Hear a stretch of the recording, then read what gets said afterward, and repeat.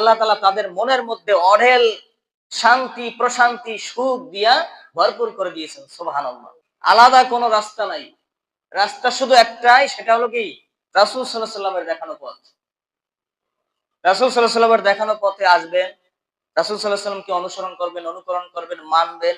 আপনার পরিবার বলেন, সমাজ বলেন, রাষ্ট্র বলেন, প্রত্যেকটা জায়গায় মানবেন। দেখবেন যে দুনিয়াতেও শান্তি, আখিরাতেও মুক্তি পেয়ে জান্নাতে যেতে পারবেন।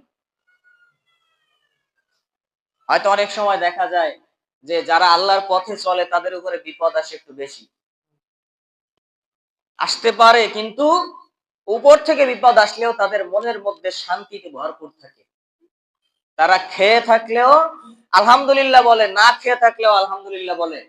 তারা সুখে থাকলেও আলহামদুলিল্লাহ বলে, আর দুঃখে থাকলে, কষ্টে থাকলে, জুলুমের মধ্যে থাকলেও, মাজলুম অবস্থায় থাকলেও আলহামদুলিল্লাহ বলে। কারণ তাদের মনের মধ্যে আল্লাহ তাআলা এমন প্রশান্তি দিয়ে দিয়েছেন, রাসূল সাল্লাল্লাহু আলাইহি ওয়াসাল্লামের আদর্শ মানার কারণে আল্লাহ তাআলা তাদের মনের মধ্যে অঢেল শান্তি, প্রশান্তি, সুখ দিয়া ভরপুর করে দিয়েছেন। সুবহানাল্লাহ।